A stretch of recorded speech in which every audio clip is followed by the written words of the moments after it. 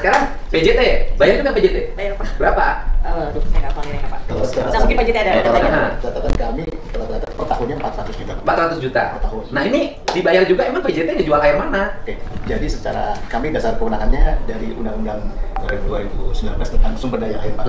Jadi setiap pemanfaat air yang mengambil air dari air permukaan termasuk air mata air itu diwajibkan untuk membayar yang namanya BJPSDA, biaya jasa pengelolaan sumber daya air. Itu juga berdasarkan dari Kementerian Teknis kami dari BU ada tarifnya tertentu. Ini kategorinya mata air bukan? Katanya bukan mata air tadi. Kan 130 meter. Tipe yang kami aktifkan sekarang ya nggak ada yang mata air. Berarti bukan mata air, Pak. Berarti tidak masuk dalam kategori yang dimaksud oleh Bapak yang diatur oleh kementerian. Dulu di awalnya kalau nggak salah ya catatan internal kita bahwa itu sumbernya dari mata air Pak, awalnya seperti itu. Awalnya mata air. Ya, nah kesini kami tidak mengikuti lagi, tapi memang kita ada kesepakatan memang dan izinnya waktu itu memang berasal dari Pemda ya, dari Pemda. Nah, tempo hari terakhir sudah ada koordinasi juga dengan Kementerian PUPR bahwa untuk mengajukan SIPSDA Pak, surat izin pemanfaatan sumber daya air. Nah dari sejak 2001 sampai sekarang itu sudah berjalan. Ini mungkin masih dengan Kementerian PU ya Pak? Enggak, sekarang ini dalam pandangan Bapak secara hukum. Kan kalau tadi mengatakan Aqua bukan bersumber dari mata air pegunungan, tapi Aqua bersumber dari air pegunungan, bukan mata air. Apakah kalau air 130 meter yang diambilnya itu menjadi objek?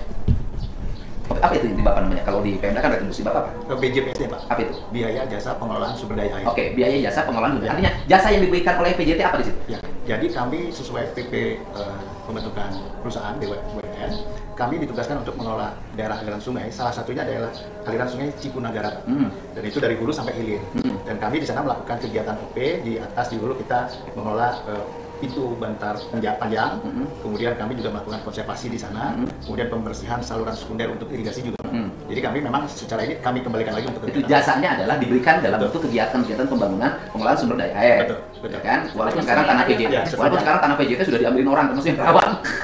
Siapa Pak? Ya kan? Nah, itu jasa yang diberikan. Tapi jasa yang diberikannya kan bukan pada Aqua. Tidak secara spesifik Aqua. Jadi kita mengelola daerah aliran sungai. Artinya jasa diberikannya adalah pada masyarakat yang mendapat manfaat dari Sungai Cipunagara. Termasuk saluran irigasi, di mana kalau untuk sektor irigasi kami tidak melakukan pemungutan. Jadi untuk sawah-sawah kan Ya, saya pakai air PJT nyawa Pak. Tidak bayar ke PJT Pak. Saya bayar cuma ke Waker Pak.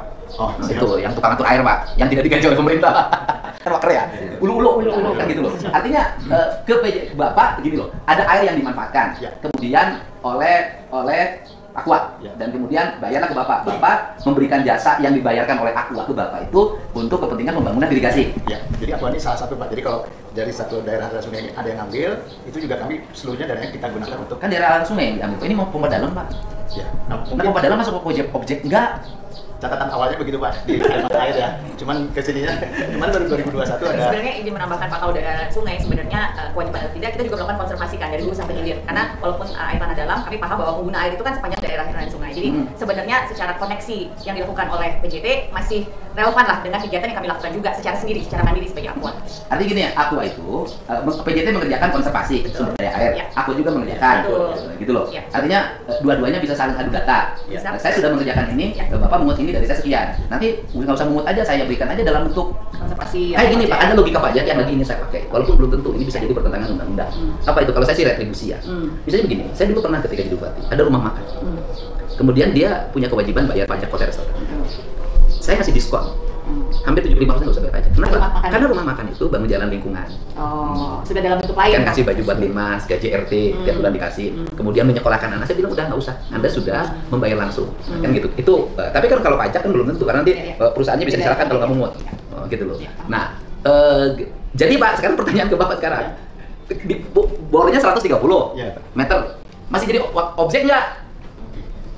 Izin Pak, kalau mengacu ke di sini ya, bahwa air permukaan itu berupa pada mata air, sungai, danau, waduk, rawa, sumber air permukaan lainnya. Nah, nomor B ada air tanah pada cekungan air tanah, air hujan, air laut, dan lain-lainnya Pak.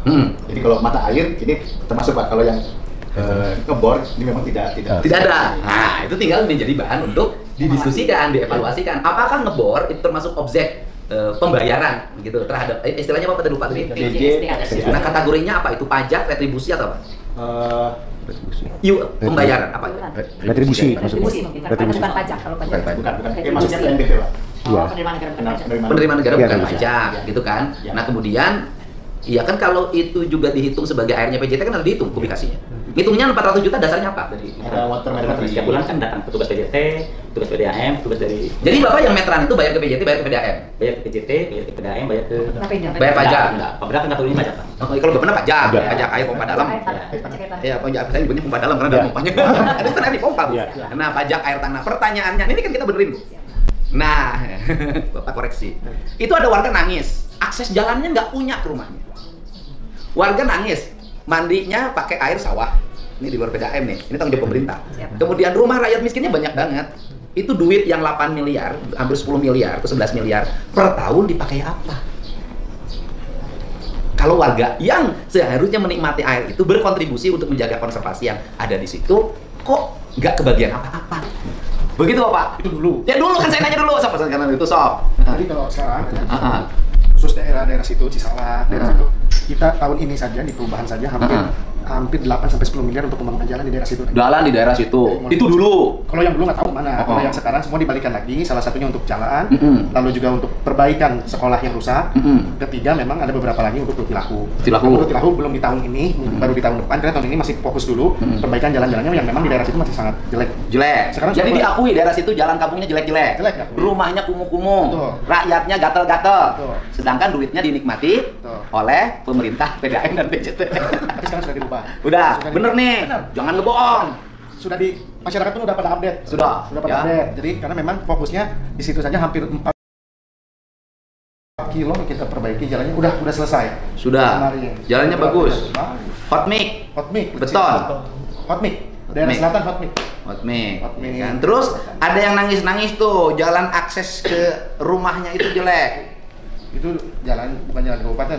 Ya udahlah, harus bukan kan duitnya diambil. Karena memang tahun ini karena kan desa pun dapat BKUD. Nah, kita memfokuskan tahun ini anggaran APBD itu untuk perbaikan jalan kabupaten dulu. Masa sama kan udah dijanjiin sama provinsi mau dibenahin. Iya, jadi inti untuk yang sekarang ini perubahan nih saja. Perubahan dulu berbicara perubahan. Itu kan 250 miliarnya untuk perbaikan jalan kabupaten. Udah 2026 Siap. itu jalannya jangan oleh Pemprov karena yang mengut pajaknya kan Bapak. Siap. Lu kabupaten aja. Jangan Pak, yang Cisalak. Iya, jalan dulu letik warga, akses warga 1 kilometer. Dekat itu Pak. Yang dekat PDA, yang dekat pabrik. Betul. Ya. Siap. Oleh Bapak aja. Siap. Hah? 2026 oleh Bapak aja ya? Siap. Jangan oleh Pemprov. Pemprov nggak ngambil apa-apa. Siap. Pemprovnya kepentingan cuma satu, pakai mobil. Nah, sekarang ngomong mobil, Pak. Udah selesai ya, Bu? Gitu loh. Ini kan clear ini, semua harus segera dibenahin. Tidak boleh ada uang yang mengalir tanpa dasar pijakan hukum yang memadai, Pak. Kan kita sekarang mobil. Mobil tuh saya tuh kepentingannya satu, Bu. Saya ini bangun, Bu, gila-gilaan tahun ini. Gitu loh. Ini baru terjadi sepanjang sejarah bangun. Dulu zaman Bapak kepala PU berapa? 400. Maksimal 800. Maksimal 800. Sekarang 3 triliun kan gila-gilaan ya. Tapi 3 triliun ini kan nggak mungkin kita terus-terusan ngomongnya di jalan. Ya gitu loh. Kalau mobilnya gede-gede gitu. Dan saya juga yang mobil gede itu tinggal mobil aku aja sekarang yang lewat. Kalau bis itu Sabtu Minggu yang piknik. Ya, kan gitu loh. Hanya bis aku aja. Saya kan sudah bikin surat edaran. Iya. 2 Januari harus ganti. Iya. Nah, yang bagian ngangkut tuh siapa? Distributor Pak, mitra distribusi. Kita nggak aplikasi truk. Oke. Mitra distribusi. Jadi Ibu sudah punya distributor itu yang nyiapin truk. Betul. Kemudian semua itu adalah distributor. Iya. Nah, sekarang dengan ketentuan yang dibuat oleh gubernur, bisa nggak distributornya merubah? Nah, izin ya Pak, kan sebenarnya topik kendaraan besar ini sudah dibahas cukup lama di nasional. Keputusan terakhir adalah pemberlakuan untuk bisa lebih rapih dan sesuai ukuran truknya di nasional 2027 seluruh Indonesia ya Pak. Nah, itu memang diminta waktu yang cukup lama karena transisi untuk dari truk besar ke truk kecil tergantung ukurannya itu cukup lama. Satu adalah masalah pasokan truk yang tentunya juga bisa memadai sesuai dengan kebutuhan untuk setiap industri, nggak cuma kami ya Pak. Yang kedua adalah masalah biasanya ini logikanya kalau satu truk besar misalnya berubah menjadi 3 truk kecil, itu sebenarnya antrian untuk bisa melakukan unloading dan loading di pabrik itu butuh juga kantong parkir. Termasuk juga adalah studi untuk bagaimana pengaruh terhadap kemacetan di jalan dan sebagainya. Sama memang ada lagi studi yang sedang diakses bagaimana itu berdampak terhadap kecepatan produksi atau unloading barang kami dari pabrik untuk ke konsumen. Nah itu perlu dianalisa sehingga memang waktunya adalah 2 tahun. Itu yang sedang kami persiapkan. Punten kalau misalnya memang dalam konteks yang sekarang hanya di Jawa Barat untuk 2 bulan mengganti, sepertinya yang kami pahami dari mitra distribusi mereka belum sanggup, Pak. Tapi kan jalan saya keburu hancur. Kita juga melakukan sementara ini, atau bukan sementara ini, beberapa tahun setelah kami produksi juga kami melakukan CSR atau kontribusi. Udah Bu, untuk jangan menjaga, hitung yang 1 miliar Bu. 1 miliar itu setengah kilometer aja enggak. Jadi jangan dibuat, kenapa saya tolak uang 1 miliar itu? Karena itu mencederai negara. Negara mampu bangun dengan 3 triliun, kok harus ngutip dari swasta 1 miliar yang membuat mukanya buruk? Makanya saya nggak mau. Kenapa? Itu tidak punya arti dibanding dengan ban mobil ibu yang lewat sekian ratus kilometer jalan provinsi. 1 miliar itu hanya 1/4 kilometer. Jalan tuh per kilometer 3 miliar sekarang. Ya, betul. Gitu loh. Tapi kan ngomong kemana CSR? Saya jauh tahu CSR 1 miliar udah deh. Kalau 1 miliar gitu loh. Izinkan kami bicara dengan pihak distribusi yang memang mengelola dan memiliki truk-truk tersebut. Iya, dan overload semua. Kan itu harusnya 9, tiba-tiba 13,5 kan overload. Maksud saya jalan dibangun itu untuk banyak orang, bukan hanya untuk satu pabrik. Makanya saya tegas-tegasan kan. Sekarang yang kalau saya mau ngomong Bu, pertambangan sekarang 2 sumbu. Ya. Dipaksa sama kita. Itu pertambangan loh Bu. Masa Aqua perusahaan besar. Izin Pak Gubernur, Nah. memang jalan provinsi Kasomalang Cisalak itu jalan provinsi tipe C atau tipe D gitu yang memang tidak boleh dilalui truk-truk sebesar itu seharusnya, karena kan kecil jalan provinsi. Tapi dulu kenapa yang diizinin? Kan dulu belum jadi bupati. Oh, iya juga belum jadi gubernur. Gitu. Ya kan resikonya kita memperbaiki banyak orang marah. Iya. Kan banyak orang sebetulnya- marah karena dan kebiasaan. sebetulnya, Gubernur, dengan adanya surat perbuk kita tentang jam operasional kendaraan besar, sebenarnya hitungannya kalau mereka pakai kendaraan kecil akan lebih maksimal karena kan dia ada pembatasan jam sebetulnya. Dengan hari ini ada pembatasan jam, yang truk-truk besar itu kan nggak boleh lewat. Boleh nggak kalau begini saya pakai ekonomi kerakyatan? Saya nyiapin misalnya para sopir, saya kerjasama dengan BJB, saya kasih kredit truk sopir ini tanpa DP. Mereka sopir-sopir itu tugasnya adalah menjadi transporter yang pengangkutan air mineral itu ke distributor. Tapi nggak akan mau distributor ini karena usaha monopoli. Ya, kami mesti ngobrol juga sih Pak. Ya kan gitu. Ya kan Pak, karena monopoli kan dapat untung. Terus yang berikutnya juga kan ada pertanyaan besar Bu. Perusahaan besar, mohon maaf ya, nggak pernah rugi loh Bu. Untung terus Bu, airnya melimpah begitu. Dan tidak beda dengan bikin kain, beda dengan bikin yang lain. Malah kalau bikin rokok sendiri kan ada nanam tembakau segala. Kalau ini kan air langsung jadi langsung dijual. Kalau melihat tuh, itu semua sopir yang dengan bobot besar itu rendah upahnya di bawah UMK. Kasih masukan ke distributor Pak, karena Iya, Bu. memang kita Iya. percaya dengan Ya artinya distributor ini ngambil untungnya kegedean, bayar sopirnya murah. Ada yang 120.000. Kan saya wawancara sebelum ke pabrik itu yang sopirnya orang Indramayu, tinggalnya di Bogor kan isinya orang Bogor. 120.000 dia bisa hanya ngirim sama istrinya sekitar 70. 120.000 itu tanpa makan. Artinya bahwa truk yang besar itu ruginya 3. 1 sudah overload menghancurkan jalan. 2 juga sering menimbulkan kecelakaan lalu lintas, 3 orang meninggal salah satunya. Yang ketiga bayar upahnya rendah. Nah kemudian kalau di stop, saya tahu yang gitu-gitu. Kalau pemerintah punya kebijakan overload nggak boleh, nanti sopir ini yang pada demo bawa mobil dipalangin di jalan. Nah, saya sih lebih nawarin kalau kita mau konsisten pada ekonomi kerakyatan, yuk Pemprov Jabar bersedia menyiapkan ratusan mobil sumbu 2 kerjasama dengan BJB, sopir nanti MOU dengan BJB mengajukan kredit, terima mobil baru atau bekas, kemudian nanti jadi transporter tambang, transporter industri.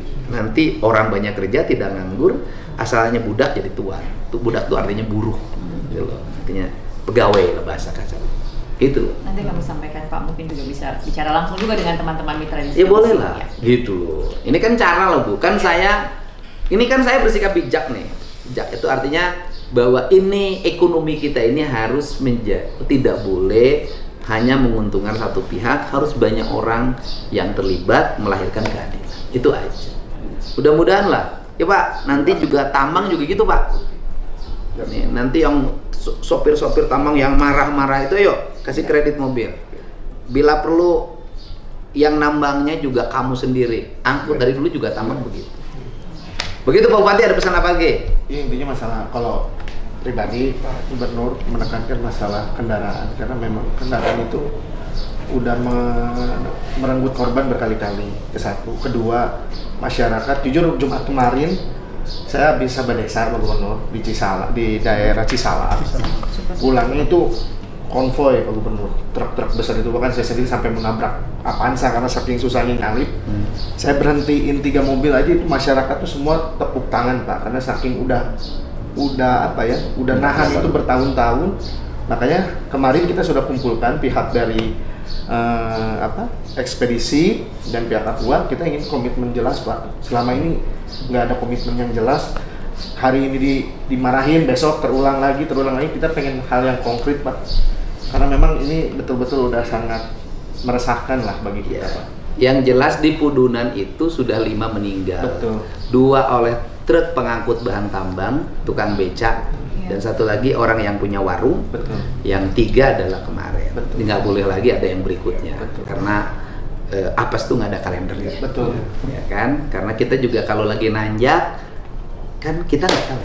Betul. Mobil itu mudun atau lagi mudun di depan, mobil itu lolos kan kita nggak tahu. Nah, ini bagian saya mungkin gubernur yang detil, mungkin udah ngambil resiko, bongkarin bangunan, habis itu ditata, bikin jalan. So Bapak Ibu rasakan, jalan itu sekarang dari mulai sana tuh, dari mulai gerbang tol Kalijati sampai mulai gerbang tol Cilameri sampai Bandung. Saya baru demen gercek-gercek yang di kota Bandung aja ada. Jalan gercek-gercek ini jalan apa? Provinsi. Hotmik. Gitu loh Bu. Artinya saya bayarin pajak dengan baik, berkomitmen buat warga dengan baik, tapi tidak mungkin pemerintah jalan sendiri semua. Dan saya juga mengucapkan terima kasih pada siapapun yang berpartisipasi, dan selanjutnya juga langkah-langkah berikutnya yang Bapak nanti biarkan nanti ada tim yang melakukan audit, baik audit keuangan pembayaran PT Aqua ke PDAM dan ke PJT benar atau salah secara hukum, dan maupun audit lingkungan. Ini kan saya tidak nyari apa-apa, tidak ngada-ngada, dan berlaku bukan hanya buat PT Aqua, buat seluruh perusahaan pengambilan sumber air di Provinsi Jawa Barat. Saya akan melakukan yang sama, dan mungkin besok juga saya tiba-tiba datang ke perusahaan Anda.